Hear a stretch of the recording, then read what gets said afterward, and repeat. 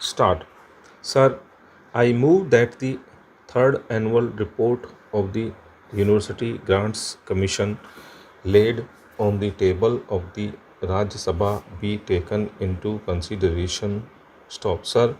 Before honorable members express their opinions on this report, I would like to highlight some of the main features to which the University Grants Commission has given special attention, and if we concentrated on those aspects, the UGC and the government would be greatly benefited. Stopera. In fact, the main purpose of this discussion is that the UGC and the government should have the benefit of the views of this house and the other house on the work that is being done by the UGC stop. In this connection, I would like to say that as far as the central government are concerned, their responsibility is very limited. Stop.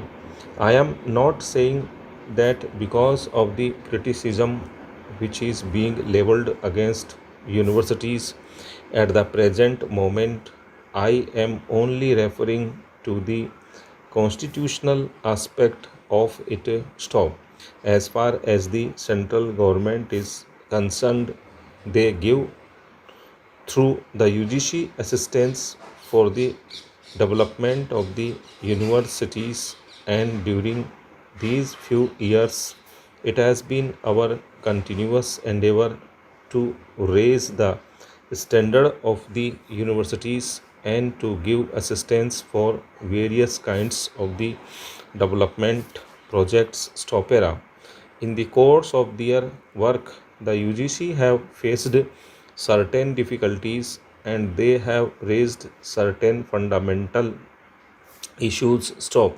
They have expressed the view that new universities should be established only after the most careful examination of all aspects of the question, and that as provided in the UGC Act, an opportunity should be given to the Commission to advise on such proposals. Stop. Under Section 12 of the UGC Act, it is one of the functions of the Commission to advise any authority if such advice is asked for on the establishment of a new university. Stop. But as the House is aware, under the Constitution of India, education, including university, is a state subject, and the state governments are not being bound to ask for advice of the Commission or to act on their advice after seeking the same for establishing new universities. Stop. New universities have been established after consulting the Commission. Stop. The resources of the Commission are limited. The UGC has therefore suggested that before new universities are established, it would be desirable to seek the advice of the Commission in the matter. Stop. They particularly refer to the university at Varanasi. Stop. At Varanasi, a new Sanskrit university has been established, and in Madhya Pradesh, the Indira Kala Vishwavidyalaya has been brought into existence. So, they are all one faculty institutions, namely for Sanskrit and for music, respectively. Stop. Recently, another university, Darbhanga Sanskrit University, bill was passed by the state legislature, but the UGC was not consulted. So, as far as the constitutional provisions are concerned, the state government may not consult the UGC. Stop. Para. Sir, in this matter, in my opinion, it would be advisable to establish healthy conventions. Stop. We have set up a very high powered commission, and that commission is making strenuous efforts with its limited resources to raise the standard of the universities. Stop. It would be desirable to seek the advice of the Commission before new universities are set up, but in this matter, we cannot do anything under the law unless we change the constitution itself. Stop. But we can certainly establish healthy conventions in this country. After all, everything need not be determined by the law. Stop. We are all equally interested in the development of the universities. Stop. The state governments are also fully aware that the resources are limited, and without the assistance of the central government and the University Grants Commission, they cannot maintain standards or develop their universities. Stop. It would therefore be advisable for the state governments to consult the University Grants Commission before setting up these universities. Stop.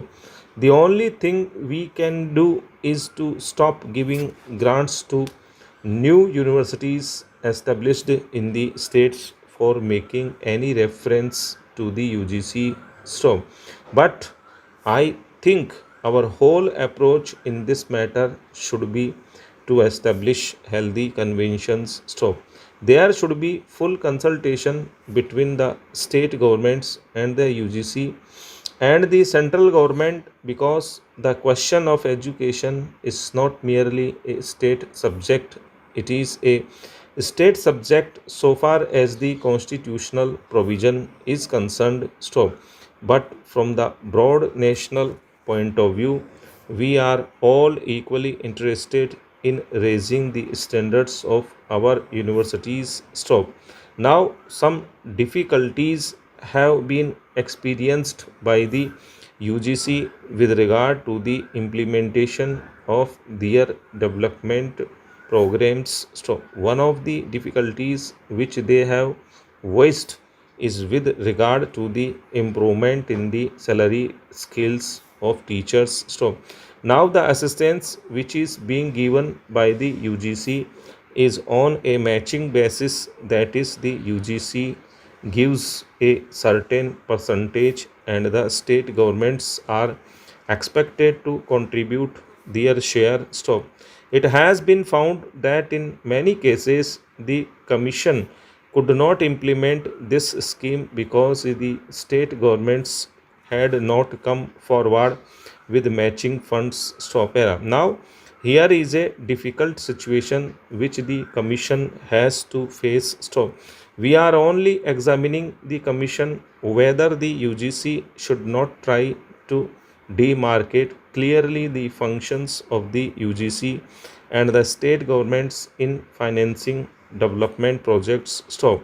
We have so far viewed that the raising of the salaries of teachers is a national problem, and the UGC has naturally given the highest priority to the importance of the salary scales. But unless the state governments come forward and find the matching funds, it would not be possible for the UGC to do anything in this matter. Stop.